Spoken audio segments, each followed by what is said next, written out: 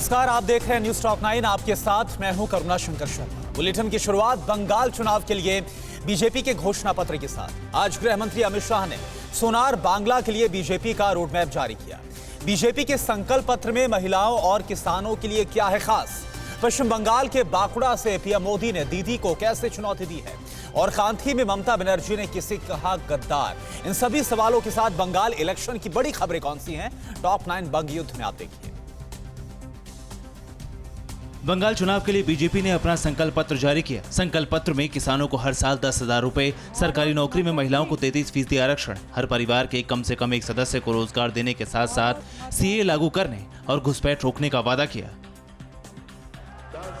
PM Modi ने पश्चिम बंगाल के बांकुड़ा जिले में चुनावी सभा कर ममता बनर्जी पर जमकर हमला बोला। पीएम ने कहा कि 2 मई दीदी जाछे, असोल परिवर्तन आछे। पीएम ने कहा कि बंगाल में बीजेपी असली परिवर्तन लाकर दिखाएगी। 10 साल बंगाल के बांकुड़ा में चुनावी हुंकार भरते हुए पीएम मोदी ने कहा कि दीदी को बंगाल के सपनों को लात नहीं मारने दूंगा। उन्होंने कहा कि बीजेपी की सरकार आते ही तोलाबाज और सिंडिकेट वाले जेल जाएंगे। उन्होंने दीदी पर 10 साल तक बंगाल के भाग्य से खिलवाड़ का आरोप लगाया। पूर्व दिनीपुर के एगरा में जनसभा कर रहे गृह मंत्री अमित शाह ने ममता सरकार पर फिर तीखा हमला बोला है। शाह ने कहा कि दीदी ने बंगाल में किसी का भला नहीं किया। कम्युनिस्टों से आप परेशान थे, फिर तुष्टीकरण की सियासत के शिकार हुए, लेकिन अब सोनार बांग्ला होगा। एगरा में बंगाल परिवर्तन के हुंकार भरते हुए अमित शाह ने कहा कि बंगाल में पहले भी घुसपैठ हो रही थी और अभी भी जारी है। शाह ने लोगों से बीजेपी की सरकार बनाने की अपील की और वादा किया कि पीएम मोदी के नेतृत्व में बंगाल अगले 5 सालों में घुसपैठिया मुक्त हो जाएगा।